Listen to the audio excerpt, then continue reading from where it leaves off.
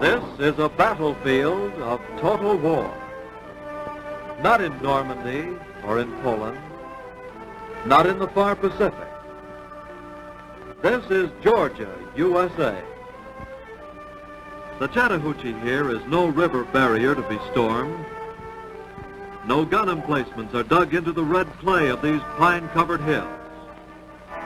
Here, memorials of wars past look down on a new kind of war, which gets its fighting strength from every part of America, a war of production for which all peacetime activities have been mobilized. The work of town and village and of the great city has been coordinated smoothly and effectively into the overall plan of a nation at war.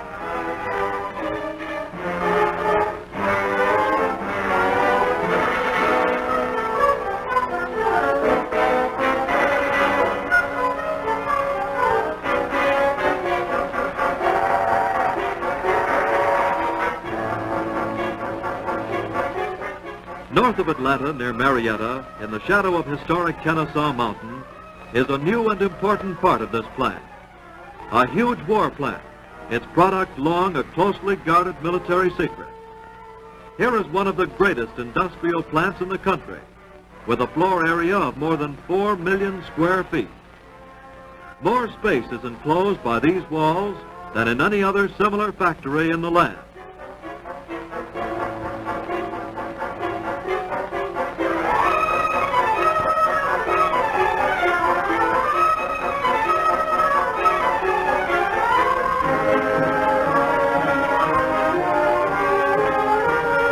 Here, working night and day, some 25,000 people are creating what has been called the industrial miracle of the war. They're building in record time and in large numbers the giant B-29, the super fortress.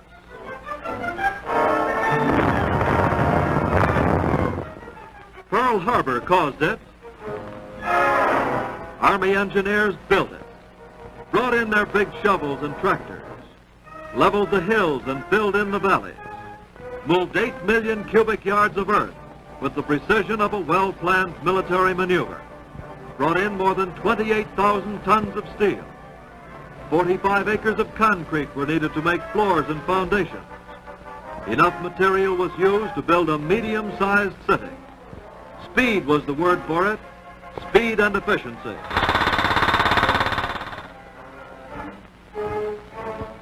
But as the steel went up and the walls around it, there were some who wondered at this huge plant in Georgia and asked where would they come from, the thousands of skilled workers that are needed to build the airplanes. The answer was simple and direct. The plant's in Georgia, isn't it? Well, that's where the workers come from, 82% of them. And another 11% come from bordering states. Clerks and housewives, office people, shop workers, farmers and mechanics. People who'd never been close to an airplane before they came to work in the plant. As they do their final work on the airplane before it leaves the assembly line, they are dwarfed by its giant size. Its tail stands 28 feet high, and scaffolding tall enough for a 3-story building is necessary for workers to reach the top of it.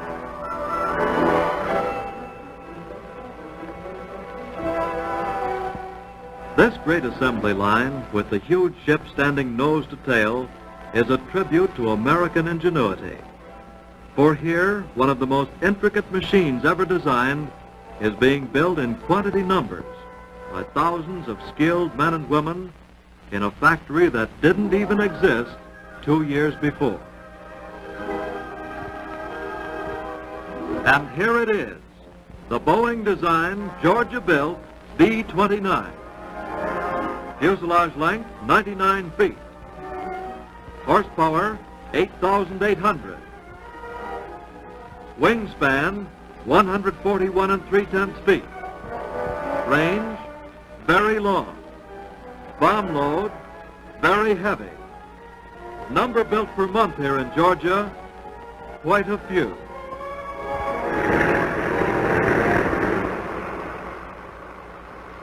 The sound of the engines as they warm up for takeoff mean something special to the people of the bomber plant. To them, their work is an investment in a future they've already begun to build for themselves.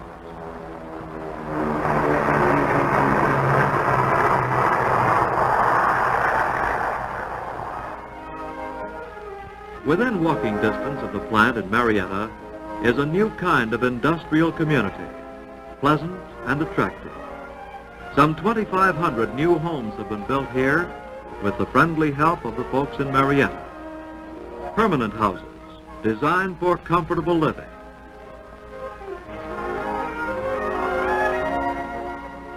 They're well equipped with refrigerators and electric stoves in the kitchen and other conveniences that make housekeeping easier. There weren't enough churches at first, so new ones were organized. This one used to be a Civil War home. The schools are good, and there are nursery schools for the young children.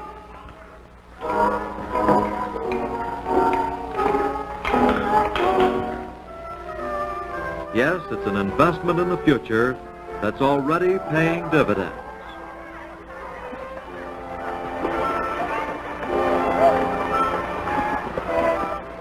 The people of this community have a double interest in the B-29. They share with the rest of the nation the added security brought by this powerful weapon of democracy, whose long range and tremendous striking power will speed the day of final victory.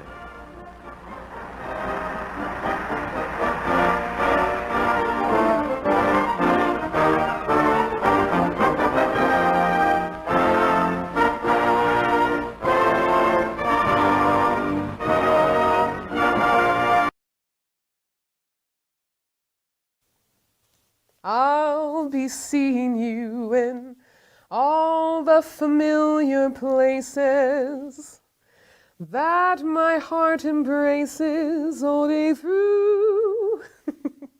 Well, hello, everyone. Welcome for joining me here at the Bell Bomber plant in Marietta.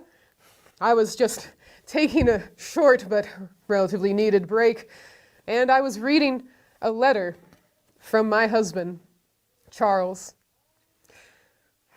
I have dearly missed Charles very much, but receiving these letters through the V-mail does warm my heart so. Now that song I was singing, that's a song that Charles and I danced to on our wedding night, and well, he's told me to sing it every time that I miss him, so you can imagine that I'm singing that song an awful lot these days. V-mail has been an interesting little process, I've learned. Now, it's a lot quicker for us people with our loved ones overseas to get mail to them. Instead of using the regular postal system, we use what's called V-mail or Victory Mail. Now, I was quite curious about this because when I receive letters, they are this small, and well, I know Charles isn't writing this small, so how on earth and why on earth does this happen? Well, I wonder if you can wager a guess. When we want to write V-mail, we receive these templates. Now you can see it's quite a lot bigger than what they turn out to be. Now what's your guess as to how that happens and why? I'll give you a few moments to think about it. I was quite curious as well. Now, what I learned is that when I write on my V-mail template, it is then sent to be processed and actually photographed so that it can be printed in the much smaller letter. Now, why? Well, to save space. It's much better to have those smaller letters rather than the larger template, so you can send much more mail overseas and thus be more efficient. And boy, working here at the Bell Bomber plant, I have certainly learned a lot about efficiency. Now, my Charles, he's been gone almost a year now. He worked as a mechanic, just like he did here, and he works as a mechanic now overseas. But a few months ago, he was transferred closer to the front lines, closer to the fighting. And that does scare me so. He actually volunteered to serve. He's been an Army reservist, or a citizen who agrees to join the fight when the military requires more men. And he's been a reservist since we were married, but I never thought war would come our way. When it did, he felt that it was important to use his skills to help the war effort. And I can't fault him for that. Doesn't make it any easier, but he's an honorable man who wants to be a part of securing a peaceful future for everyone.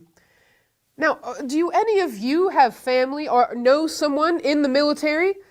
Do you worry about them too? Well, we can't help but worry, but we also know that they are protecting our country. In my case, there have been some difficulties with my husband gone away from home.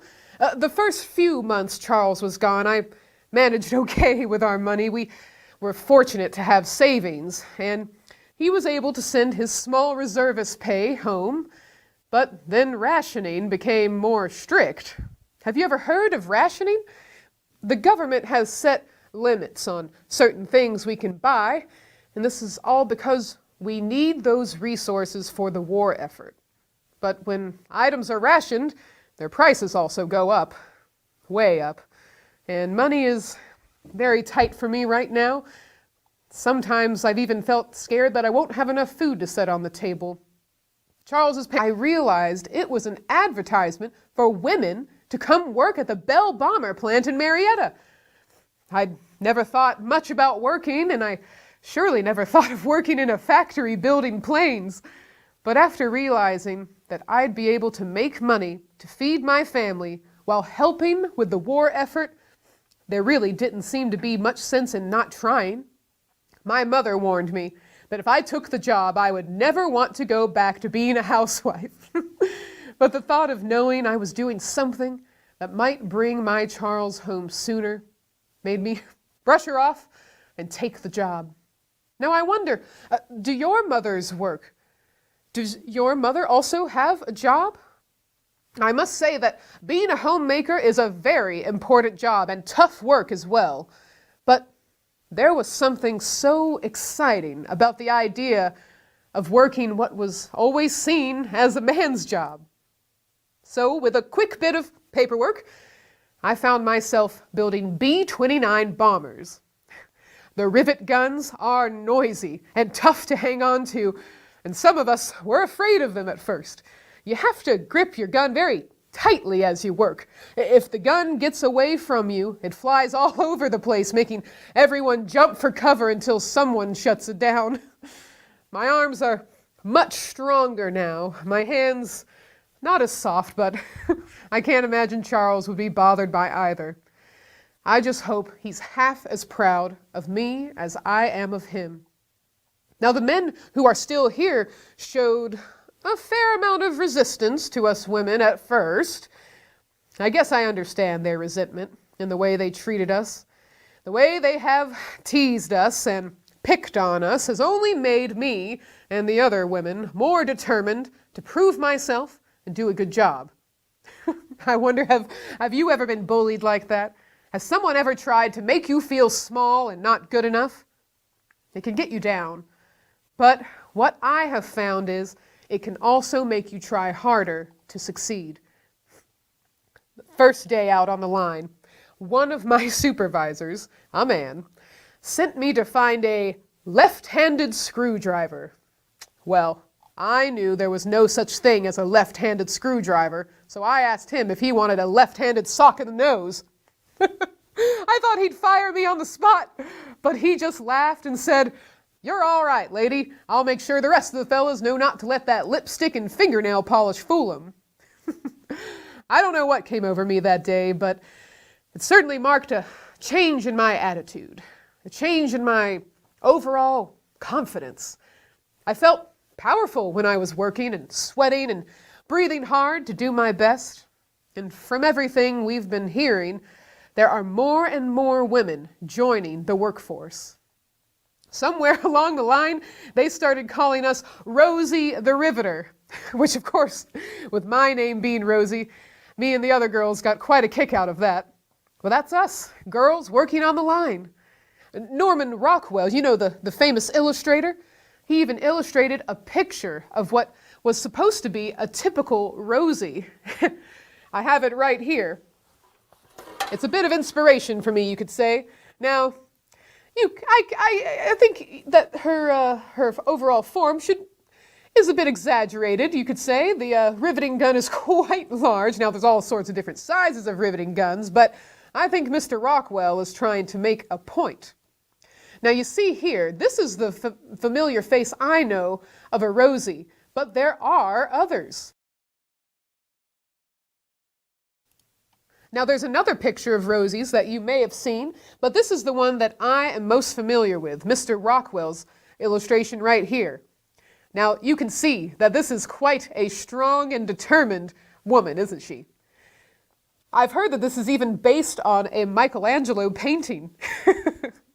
Now, what I notice here is that she has quite an air of confidence about her. She's got her lunch right there, her sandwich. She's got her gigantic riveting gun, so you know she's very strong, but you could already tell that from her brawny muscles you see here. Right in the center, her muscles are being shown off there. Now, what you might not be able to notice is down here, she's got her foot on a book, and that book is Mein Kampf, you know, Hitler's book. So it's sort of putting a foot on the enemy, you could say. This picture does give me quite a lot of confidence, and I am very proud that us Rosies are getting the recognition that I honestly never expected. There's even a band called the Vagabonds that are singing a song about us. Imagine that. Now, close to half of the people working with me are women. And even though it's hard to be away from our children, we all feel like we're doing our part. It's rough working in the factory than having to tend to everything at home, but it sure is nice bringing in my own money and having that independence.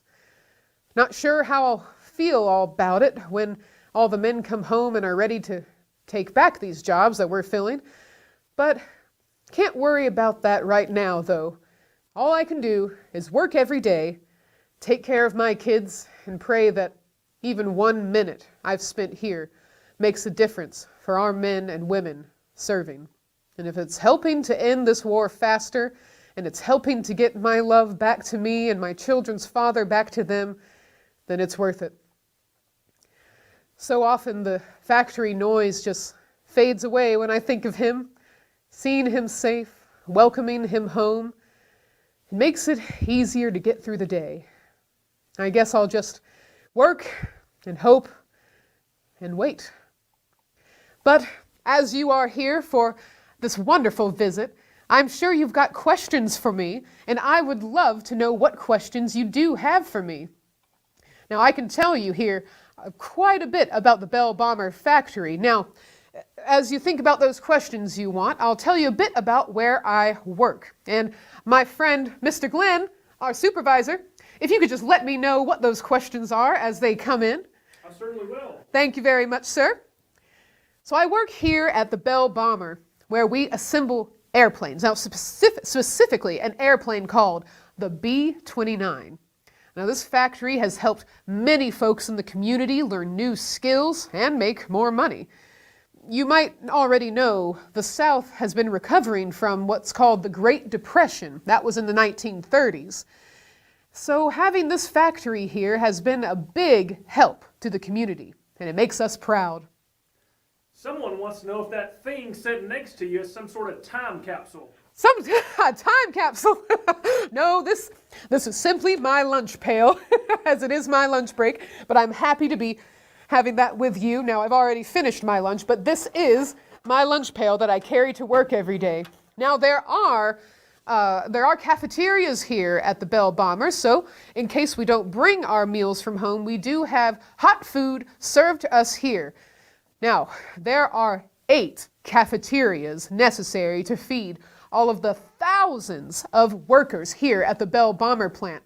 Why, there are over 28,000 workers here, many of whom are women. In fact, this is the largest facility of its kind in the South, covering over 4 million square feet.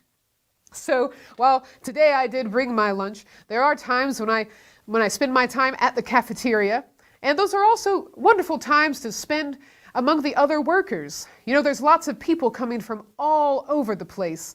Now, some people have moved here to the community that the Bell Bomber factory has right outside of it. Some people have come from bordering states. Some people, like myself, already lived in Marietta and were fortunate to have the facility built here at our home. Someone wants to know how long you work at the factory during the day, and when you're not working, what do you do? Oh, goodness. Well, we work very long shifts. Now, you could have a shift that might be 8 hours, but even that would be a short shift. Most of us are working 12 hours a day, and they go in different shifts. So we are working very, very hard during the day, but of course we do have breaks, and sometimes we even will have entertainment here for the factory workers. Why, we've had musicians come in here to entertain us, and that is a very welcome entertainment and break for us, but we are working hard. But you know, the hours seem to just fly by for us, especially when you're doing the same task over and over again. Now, that's a very important part of why the Bell Bomber plant is just so efficient. For instance, my job as a riveter, I am riveting the same section of a B-29 bomber over and over and over again. So in a way, your muscles memorize those movements, and it becomes easier over time. It allows me to think about Charles and think about my family, and to know that I'm doing the hard work that's necessary, but it makes the time go by faster. So I can tell you, when I get home, all I want to do is spend time with my children. We'll spend time reading. We'll spend time writing letters to Charles, their father, and spending time with our family that is still here, and our neighbors as well. And of course, we always make sure to listen to the radio for FDR's Fireside Chats and other news, so we know exactly what's going on. Young Lydia would like to know why you're wearing a bandana on your head. Oh, yes. Well, you can imagine that the circumstances here in the Bell Bomber factory, there's lots of loud noise as part of the conditions. There's lots of machinery happening and lots of hard work, as we were just describing. So I am working up a sweat. So this bandana helps keep my hair in place so that my hair is nice and neat, because we don't want my hair to get caught in anything, now do we? But it's also a way to catch the sweat from my brow, and I think it's rather fetching, don't you? A couple of people want to know, while you're working at the plant, what do your kids do? Yes. Well, I'm fortunate to have family and neighbors that are able to babysit my children for me. Now, of course, they are still going to school, and I've even learned at school that the students are helping on the home front as well. Now, have you ever heard of what's called a victory garden? Now, you're going to hear that word victory in quite a lot of things. We have our victory mail, and we have our victory gardens. Now, in the victory garden, because like we were saying before, rationing food has become a bit complicated, and oftentimes it's just easier to grow your own food. Now, I did not have a green thumb before the war, but I certainly have gained some skills in gardening now. And my children and I participate in victory gardens at home, and they also participate at their school. And the whole point of a victory garden is to grow our own food. Now, that helps us at home, but it also helps our men serving overseas, because we're not taking away the food from them. We're growing our food at home. So many of our neighbors, many of the school children are creating these victory gardens to help in their own way. But my children are very fortunate to have their grandparents and our wonderful neighbors to help us. It is certainly a community effort during this time, and I feel that those kind of efforts bring us together. Very good question. Someone wants to know what that helmet behind the lunchbox is. Ah, yes.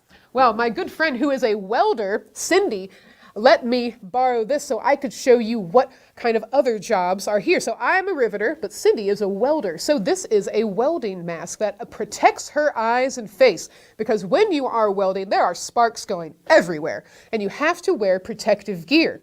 Now, for us riveters, there's not a whole lot of protective gear, but we've been very well trained. So While we don't have issued uniforms, this is a typical uniform you could expect. We have that bandana to keep the sweat from going in our eyes, to keep our hair nice and neat, as well as these very utilitarian uniforms. We have these overalls, you might see coveralls, you might see women just in a nice blouse and slacks.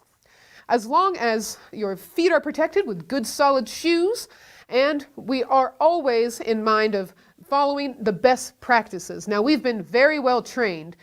Before I started my job, I went to a training facility in Atlanta, and that's where I learned all about riveting. So both Cindy and I have been well trained. We have different equipment, but for me, I basically have my riveting gun in the uniform that you see here. Someone wants to know if there are other plants like yours anywhere else. Oh yes, there are factories all over the country. Now, I do believe that the Bell Bomber plant is among the largest, at least in the South. I know we are the largest facility with over 4 million square feet. But there are other factories creating other things that the war effort needs. Now, we're creating B-29 bombers. But there are other facilities. Now, I know that there are facilities that are also creating parachutes, for instance. There are facilities that are creating equipment for the Navy, for instance, ammunitions, all sorts of things. So everything that you could think that we need to give our boys overseas, many of those resources are made here at home. A couple of people want to know how big those airplanes actually are and how big the bombs they carry were. Oh, they are enormous, let me tell you. When I'm just working on a single section of it, it's hard to even gauge how large this B-29 bomber is going to be. Now, I remember the first time that I saw one in its complete form, I was taken away. Well, you could look up, and it was like looking up at a 3-story building. It was so high. Even the scaffolding that's used to piece the B-29 together on those upper regions is used for the same scaffolding that's used for a 3-story building. So they are quite high. I believe they're about 144 feet long or so. So these are enormous planes. Now, the size of the bombs, I'm not seeing the bombs, so I can't say that I know how large those are. Mr. Glenn, do you happen to know? I do. They had different sizes that they would use, from small, about the size of a softball, all the way up to 1,000-pound bombs. Bombs that could range from the size of a softball to 1,000-pound size bombs. Why? That is enormous. I guess you can see why these B-29 bombers have to be so enormous to carry those bombs. Someone wants to know how the Bell Bomber plant got its name. The Bell Bomber plant. Well, I believe that the Bell part comes from the manufacturer that was here before. So when it transitioned into the bomber factory, it was sort of a combination of names. The Bell Bomber plant. So that is essentially how it got its name. Someone wants to know what branch of the military your husband is in and how many kids you have. Well, I have 2 children, and my husband is in the Army Reservists. Now, I'm not extremely familiar with exactly what he's doing over there. Much of our letters have to do with our personal things that are going on at home. And in fact, Charles doesn't really like to talk too much about his work. He wants to know how our children are doing, and he wants to know all of the news from the community, because you can imagine he's not getting a lot of news like he would. So he wants to know how our neighbors are doing, how our fellow folks at church are doing, and how our family's doing. Someone wants to know why I'm not at the war. Well, you're not. Well, we have to have supervisors here. Now, there are men that remained as supervisors. Now, these are going to be our older fellas, so they might not be fit as a fiddle anymore to go serve overseas. Sorry, Mr. Glenn. But they are doing a very important job, and we could not do it without them. So they are the folks, the men that already have the know-how from their previous experience, and they have been well trained and know just about everything there is to this facility. So I can trust Mr. Glenn to train me, to show me the best practices, and we're certainly glad that you're here, Mr. Glenn. Someone wants to know if you know who Helen Longstreet is, and if you could tell them something about her. Oh, Helen Longstreet. Now, this facility is quite large, and I've seen Miss Helen. I have wanted to go up to her so many times. You know, she's a bit of a celebrity here. She's well-known, a woman in her, well, I don't want to give away a woman's age, but let's just say she's quite a ripe old woman. Now, perhaps she won't mind me telling her age. She is in her 80s, and she is here working as a Rosie. And I have to tell you, I've heard stories of her working longer than any of the other Rosies here. She is certainly a woman that I would love to meet very soon, but you can imagine we are kept quite busy, and I certainly don't want to be a bother to Miss Longstreet. But she's certainly an inspiration. I hope that I can be that active at her age. I think we're not getting very many more questions. Okay. So. Well, you know, what my children have asked me before, of course, they're always concerned about what they want those ice cream treats, they want new toys.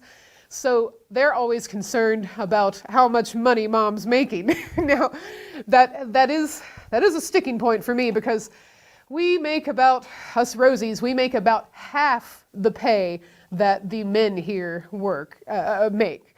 Now, I can understand that to a certain degree, perhaps in the beginning when we're being trained, but I would expect us to be paid the same amount at some point if we're doing the same work. But I am very appreciative of what we do make. So you could expect as a Rosie to make about $30 a week, but if I was a man doing the same job, Mr. Glenn, I'd be making about $50 to $60 a week. Now, I have so appreciated you joining me today. I wonder if you do have any questions. I would love to answer them. But, you know, what does come to my mind? Oh, we'd have... Oh, so yes, someone wants to know what else was rationed besides food. Ah, well, besides food, Mr. Glenn, perhaps you could speak to this. I've been mostly concerned with the food element because I have to make sure that my children have enough food on the table. And what I have noticed is, while things like beef and pork are being rationed, chicken is not. So, chicken has become quite a popular commodity in my neighborhood, and I'm sure around the nation. I've tried many chicken recipes, and of course, we also complement that with foods from our victory garden. Very good question. But Mr. Glenn, perhaps you could speak to the types of things outside of food that are being rationed. Sure, let me come in. Oh, well, come on over, Mr. Glenn. We'll have a conversation. Sure, I've got to get back to the line, though. Those people can't run along without being supervised. Lots of things are rationed because there is a war on.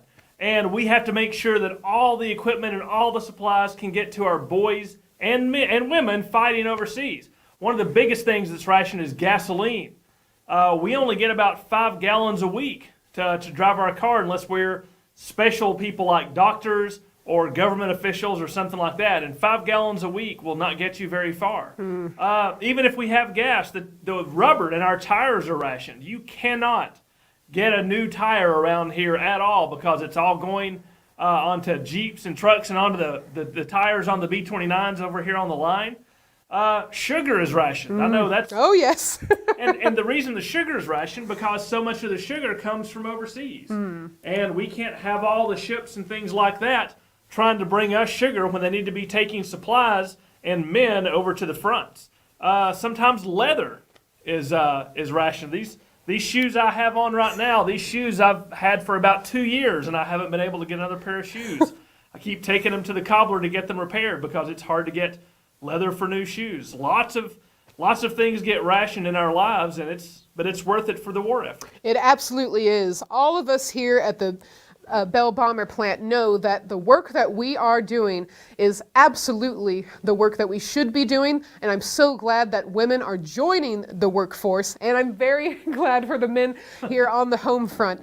Now, I hope that you can appreciate the work that we are doing, and I must say, who knows where this will take women in the workforce in the future. I myself, I've rather enjoyed having this job here, and I wonder, will women be working in factories after the war? Now, I certainly will love going back home to my children and when my husband gets back here safely, but I feel that I am going to certainly miss this place, and I bet you could relate as well. So While we don't know what the future holds, we can hope for the best and just simply wait and be patient and do what we can while we are here. So thank you all for joining us today. I have so enjoyed this, and I guess I got to get back on the line. Yes, you're a little overdue there. Oh dear. Well, everyone, thank you so much, and I hope to see you again very soon, and perhaps it will be when this war has finally come to a successful conclusion.